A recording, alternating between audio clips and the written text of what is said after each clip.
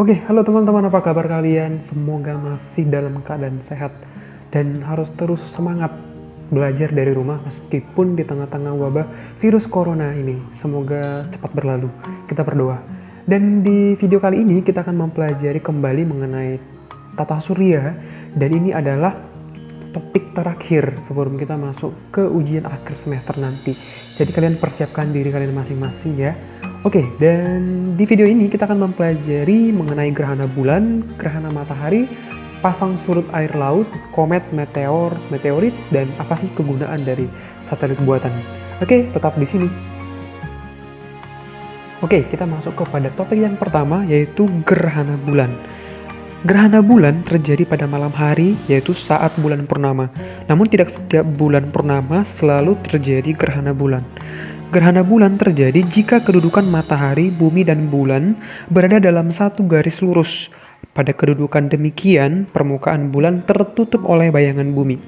Ada dua macam bayangan bumi saat terjadi gerhana bulan, yaitu umbra dan penumbra. Umbra merupakan bayangan yang sangat gelap, sedangkan penumbra merupakan bayangan samar. Apabila seluruh permukaan bulan tertutupi oleh bayangan umbra bumi, maka terjadi gerhana bulan total. Apabila hanya sebagian permukaan bulan yang tertutupi oleh bayangan umbra bumi, maka terjadi gerhana bulan sebagian. Berbeda dengan gerhana bulan, gerhana matahari terjadi pada siang hari. Gerhana matahari terjadi ketika kedudukan matahari, bulan, dan bumi berada pada satu garis lurus. Pada kedudukan demikian, cahaya matahari ke bumi terhalang oleh bulan. Akibatnya, terjadi bayangan bulan sejauh beberapa radius kilometer di permukaan bumi. Nah, ada 3 jenis gerhana matahari, yaitu gerhana matahari total, gerhana matahari sebagian, dan gerhana matahari cincin. Gerhana matahari total terjadi jika bayangan umbra bulan jatuh ke permukaan bumi. Daerah permukaan bumi tersebut mengalami gerhana matahari total. Gerhana matahari sebagian terjadi jika bayangan penumbra bulan jatuh ke permukaan bumi. Daerah permukaan bumi tersebut mengalami gerhana matahari sebagian. Gerhana matahari cincin terjadi jika bayangan umbra bulan tidak mencapai permukaan bumi. Hal ini dapat terjadi karena jarak bumi dan bulan berubah-ubah. Pada saat gerhana matahari cincin, bulatan bulan tampak lebih kecil dari ukuran matahari. Oke, kita lanjutkan mengenai pasang surut air laut. Apabila kamu berdiri pada batas antara air dan daratan di suatu pantai pada jam tertentu dan kemudian kembali lagi 6 jam kemudian, maka kamu akan melihat bahwa tempat kamu berdiri tadi telah dipenuhi oleh air. Peristiwa itu disebut pasang. Jadi pasang adalah naiknya permukaan air laut, sedangkan surut adalah turunnya permukaan air laut. Nah, ada 2 macam pasang air laut, yaitu sebagai berikut. Yang pertama, pasang purnama, di mana ketika matahari, bumi, dan bulan terletak pada satu garis, dan pasang perbani ketika bulan dan matahari menghasilkan gaya yang saling tegak lurus. Oke, kita masuk ke komet. Komet itu tampak di langit seperti bola api dengan ekor yang panjang, dan ekornya itu selalu menjauhi matahari. Dan komet itu adalah benda langit yang juga berevolusi mengitari matahari dalam lintasan elips. Nah, komet yang paling terkenal adalah komet Halley yang terlihat setiap 76 tahun sekali. Dan komet ini terakhir terlihat pada tahun 1986.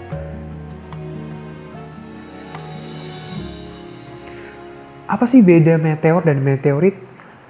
Oke, dan mungkin kalian pernah dengar ketika, meteor jatuh, make a wish gitu ya. Dan banyak orang yang bilang kalau kita make a wish pada saat meteor jatuh, maka kemungkinan besar permohonan kita terkabul. Saya juga berharap itu benar adanya, karena kita juga sebagai manusia banyak yang pengen kita mau, kan gitu ya. Tapi meteor itu adalah potongan batuan yang melayang di angkasa dan menjadi panas ketika memasuki atmosfer bumi sehingga tampak seperti bintang. Sehingga meteor juga disebut bintang jatuh, kan gitu ya. Nah, sedangkan meteorit adalah bagian meteor yang tidak terbakar di atmosfer bumi sehingga mencapai permukaan bumi. Nah, kenapa? Karena ada beberapa meteor yang sedemikian besar sehingga tidak semuanya terbakar di atmosfer bumi. Dan bisa kalian perhatikan gambar, itu adalah salah satu bekas jatuhnya meteorit yang berbentuk seperti kawah. Oke, kita masuk kepada topik yang terakhir, yaitu mengenai satelit buatan. Nah, benda-benda buatan manusia ini yang mengorbit bumi di angkasa luar itu disebut satelit buatan. Nah, apa saja kegunaan dari satelit buatan? Yang pertama, sebagai satelit komunikasi. Proses untuk menyampaikan pesan seperti pembicaraan di telepon, faksimil, yaitu untuk mengirimkan bahan tercetak atau gambar, serta siaran radio, televisi, yang memerlukan bantuan satelit yang berada di angkasa luar pada orbit geostationer yang disebut satelit komunikasi. Kemudian untuk pemantauan cuaca, itu makanya kita bisa tahu apa cuaca besok, apakah hujan, apakah cerah, yang dilakukan oleh Badan Meteorologi dan Geofisika atau BMKG. Jadi itu bisa membantu aktivitas dari manusia. Yang ketiga, sebagai penginderaan jauh. Nah, dengan tanpa melakukan kontak fisik, mereka bisa mensurvei. Nah, survei-survei apa aja yang dilakukan? Ada survei hasil panen misalnya, hama tanaman, potensi lahan penangkapan ikan, mata-mata untuk tujuan militer, dan lain sebagainya. Jadi itulah fungsi dari satelit buatan.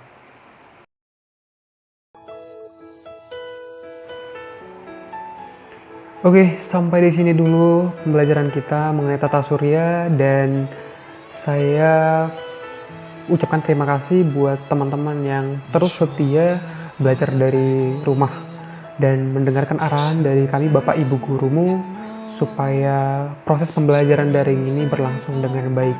Dan saya terus mengingatkan kalian agar mempersiapkan diri dengan baik untuk menghadapi ujian akhir semester nanti.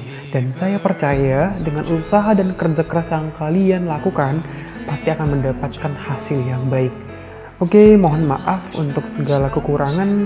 Dan akhir kata saya ucapkan terima kasih dan sampai jumpa. Bye-bye.